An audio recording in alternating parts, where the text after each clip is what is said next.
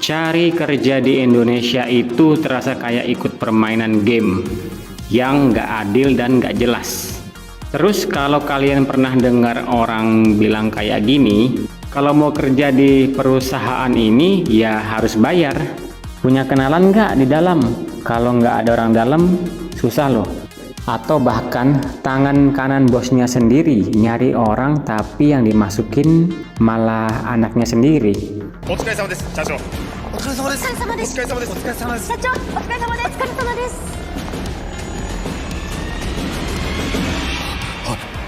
お疲れ様です。 Kalimat-kalimat seperti itu bukan rahasia umum lagi. Bahkan di Indonesia, sistem orang dalam pada saat melamar kerja sudah menjadi semacam budaya yang lumrah. Tapi kenapa bisa seperti itu? Dan bagaimana nasib orang-orang yang mengandalkan kemampuannya? Fenomena orang dalam bukan cuma terjadi di satu sektor atau instansi, tapi hampir di semua bidang, bahkan semua pelosok negeri ini. Parah nggak? CPNS, BUMN, swasta, bahkan sampai sektor informal pun sering main bawa orang. Parah nggak? Banyak yang bilang daripada ambil orang asing, mending ambil saudara sendiri. Atau sudah biasa kok, kita tinggal kasih amplop langsung keterima. Budaya ini semakin kuat karena 3 alasan utama. Yang pertama, nepotisme dan relasi kekuasaan, di mana orang lebih percaya ke keluarga atau kenalan daripada kemampuan orang yang belum dikenal. Yang kedua, transaksionalisme. Kerja bukan soal kapabilitas, tapi soal siapa yang bisa kasih uang pelicin ke yang bawah. Yang ketiga, kurangnya transparansi dalam proses rekrutmen. Tidak adanya sistem seleksi yang benar-benar terbuka dan adil, jadi masih bisa dimanipulasi. Bahkan di banyak lowongan kerja, posisi yang dibuka cuman formalitas semata. Sebenarnya, ya udah ada orang titipan dari awal. Pernah dengar nggak istilah uang pangkal kerja? Nah, itu bukan cuma di sekolah, tapi di dunia kerja pun ada loh. Nominalnya bisa bervariasi, mulai dari 2 juta hingga puluhan juta rupiah, tergantung posisi dan perusahaan itu. Bahkan, ada oknum-oknum calo kerja yang sengaja buka jalur belakang. Dan yang mirisnya lagi, hal ini dianggap wajar dan lumrah oleh banyak orang. Mau kerja, ya modal dong, nggak bisa gratisan. Padahal, kerja itu seharusnya soal kemampuan, bukan soal bayar-membayar. Yang diuntungkan dari sistem ini tentu saja orang dalam itu sendiri, calon kerja atau perantara, dan mereka yang punya akses finansial dan sosial.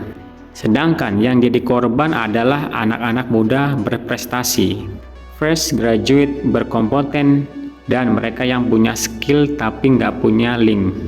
Bahkan alumni universitas ternama pun tetap kalah kalau nggak punya orang dalam. Parah kan? Dampak dari sistem ini sangat-sangat merusak sekali. Yang pertama, menurunnya kualitas SDM di dalam organisasi karena yang direkrut bukan yang paling layak. Yang kedua, lingkungan kerja jadi toksik karena ada rasa iri, tidak adil, dan permainan politik kantor yang kotor. Yang ketiga, mental pekerja jadi rusak karena usaha yang keras dianggap tidak berguna kalau tidak punya jalur belakang. Yang keempat, regenerasi jadi tidak sehat. Yang naik jabatan bukan karena prestasi, tapi karena koneksi semata. Akibatnya, banyak profesional muda memilih kerja di luar negeri atau jadi freelance karena malas ikut sistem busuk ini. Apakah budaya orang dalam ini bisa dihentikan? Jawabannya bisa, tapi tidak mudah bro. Butuh perubahan dari 3 sisi utama. Yang pertama, pemerintah dan regulasi. Buatlah sistem rekrutmen transparan dan berbasis kelayakan atau berprestasi. Yang kedua, perusahaan harus menerapkan standar seleksi yang objektif.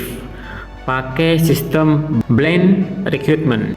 Yang ketiga, masyarakat harus berani menolak dan melaporkan praktik-praktik kotor ini. Sebelumnya kerja di mana, Mas? Saya belum kerja, belum pernah kerja. Belum kerja. Ya. Nah, rencana pengen kerja di mana? Ini masih nyari mau apa, ke Unicarm, ke Arwana. Nganggur berapa bulan? Wah, 2 tahun jangan. 2 tahun ya? Ya. Di beberapa startup dan perusahaan multinasional, proses rekrutmen sudah mulai pakai sistem ATS, Applicant Tracking System, dan asesmen psikologis digital, supaya hasilnya ini lebih objektif. Bagaimana dengan para pencari kerja yang mengandalkan kemampuannya? Mereka tetap ada, dan mereka tetap harus senantiasa berjuang lebih keras. Tapi percayalah, mereka punya keunggulan, mental tahan banting, skill yang benar-benar diasah, dan integritas yang jarang dimiliki oleh orang dalam. Pesan pentingnya, jangan minder kalau kamu nggak punya orang dalam.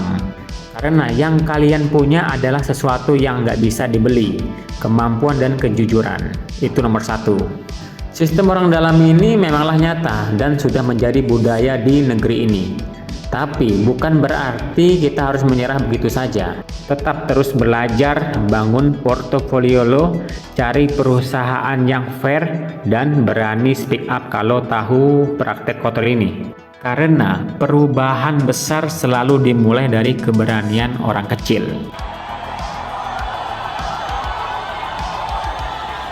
Kalau kalian pernah punya pengalaman pahit soal orang dalam, cerita di kolom komentar. Oke, Bray?